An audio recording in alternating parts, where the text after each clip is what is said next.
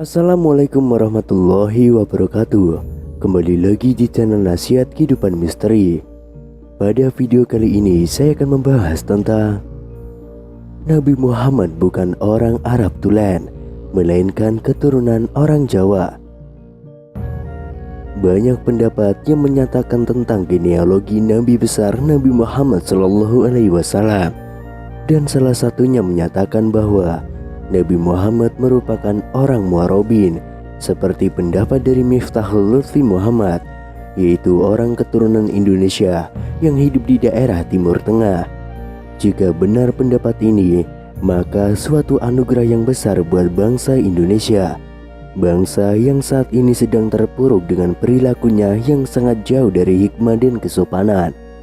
Bangsa yang saat ini sedang tidak memiliki tokoh panutan dan teladan yang menomorsatukan Tuhan sesuai dengan sila pertama Pancasila, ketuhanan yang Maha Esa, ikhlas dan juga jujur.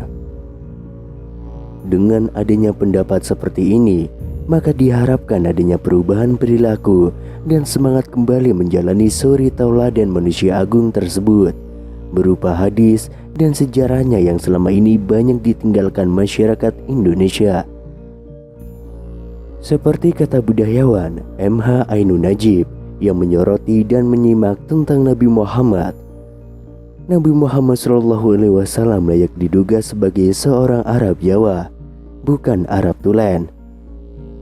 Nabi Muhammad SAW menolak digambar wajahnya demi menghindari kontroversi pada masa setelah ia wafat. Kontroversi itu terutama mengenai ciri fisik Nabi Muhammad SAW yang layak diduga tidak persis Arab tulen. Cara berjalan Nabi Muhammad SAW tidak menunjukkan ciri gestur Arab tulen yang mendongak kepala dan jumawa. Cara berjalan Nabi Muhammad ialah melangkah santun seperti orang menuruni ketinggian bukit. Cara berjalan Nabi Muhammad adalah badan atas condong ke depan atau membuku dan kaki kuat berkuda-kuda. Tutur kata Nabi Muhammad juga lemah dan lembut. Mana ada orang Arab tulen yang begitu, terutama pada masa itu. Tutur kata lemah lembut ini ciri khas dari orang Jawa, berbeda jauh dari style Arab yang suka bicara kasar dan meledak-ledak. Gestur dan tutur kata Nabi Muhammad ini menjadi magnet sehingga kehadirannya menyedot perhatian Arab-Arab tulen. Nabi Muhammad suka bertapa atau khalwat.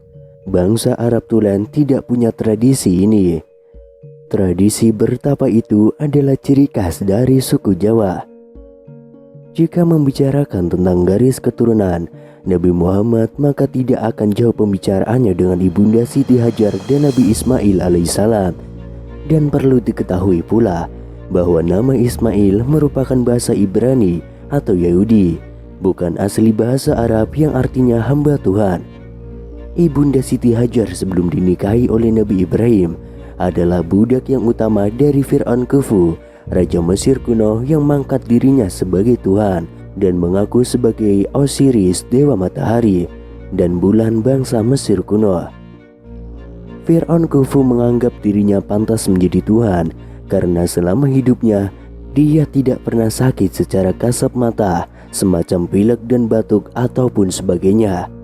Umurnya bahkan panjang, konon sampai 600 tahun, mempunyai kekuasaan yang absolut dan juga mutlak. Pada waktu pemerintahannya guna mendukung jalannya pemerintahan serta pembangunan bangunan monumental, maka Fir'aun Khufu memerlukan para penambang emas yang saat itu hanya manusia-manusia dari Suwarna Dwipa atau Pulau Emas, atau yang lebih dikenal dengan Pulau Sumatera, yang terkenal memiliki kemampuan dalam menggali dan menambang emas. Fir'aun Khufu sudah mengetahui sepak terjang para penambang tersebut ketika mereka menggali dan menambang emas di bagian tengah dan selatan benua Afrika. Guna menunjang keinginan tersebut, maka Fir'aun Khufu mengundang para penambang-penambang emas tersebut di bawah pimpinan yaitu kakek dari ayahanda Ibunda Siti Hajar. Beliau merupakan kepala ekspatriat dari Suwarna Dwipa yang didatangkan oleh Fir'aun Khufu.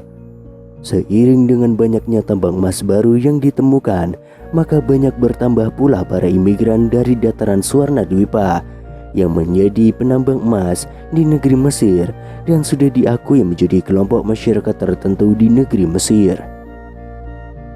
Semakin absolutnya kekuasaan Firaun Khufu, maka semakin pula dia berbuat semena-mena, termasuk salah satunya adalah dia banyak meniduri para perawan dari rakyatnya. Tidak terkecuali dia tertarik oleh kecantikan Siti Hajar, meskipun beliau merupakan putri ekspatriat penambang emas yang terkemuka. Munculnya penyakit Raja Singa ini pertama kali yang mengidapnya adalah Firaun Khufu tersebut, karena hobinya yang menyimpang. Di samping itu pula, ketika si Firaun Khufu setelah meniduri para perawan rakyatnya, maka dia akan menyunat perempuan tersebut. Selain itu, penyakit darah tinggi dan diabetes juga diidap oleh raja tersebut karena memakan makanan yang lezat-lezat. Hal tersebut banyak dirisaukan oleh ayahanda Siti Hajar. Oleh karena itu, suatu ketika ayahanda Siti Hajar menawarkan kepada Firaun agar Siti Hajar dianggap sebagai keluarganya, agar ibunda Siti Hajar tidak ditiduri oleh Firaun Khufu. Dengan catatan, ayahanda Siti Hajar menyetorkan emas lebih banyak dan banyak menemukan tambang emas lagi. Pada saat itu, para permaisuri Firaun banyak yang menolak status ibunda Siti Hajar yang merupakan keturunan luar bangsa Mesir, dan pada akhirnya membedakan status ibunda Siti Hajar dengan para permaisurinya. Maka telinga ibunda Siti Hajar ditindik atau diberikan anting-anting. Maka anting-anting ini merupakan bentuk aksesoris ibunda Siti Hajar yang pertama di dunia. Di samping beliau pula yang menggunakan sabuk untuk mengikat pinggang. Waktu pun berlalu hingga kedatangan Khalifah dagang yang dipimpin oleh Nabi Ibrahim, hingga si Firaun Khufu tertarik akan kecantikan ibunda Sarah. Diboyonglah ibunda Sarah ke istana, dan ketika akan ditiduri, Firaun Khufu tidak sanggup menggerakkan badannya. Karena takut akan ketinggian ilmu ibunda Sarah, maka si Firaun pun melepaskan ibunda Sarah dan memberikan salah satu anggota keluarganya sebagai pembantu ibunda Sarah, yaitu ibunda Siti Hajar. Siti Hajar pun ikut rombongan Nabi Ibrahim yang kelak dinikahinya dan kemudian ditempatkan di Mekah, serta mempunyai anak yang bernama Ismail dan mempunyai keturunan Nabi penutup, yaitu Nabi Muhammad SAW. Kalau misalkan memang diperlukan penelitian lebih lanjut, maka Nabi Muhammad pun meninggalkan fisiknya, yaitu berupa rambut yang disimpan di museum di Turki. Dari rambut maka akan banyak diketahui tentang gen, DNA, dan golongan darah yang nantinya dapat mengerucut pada genealogi Nabi Muhammad SAW.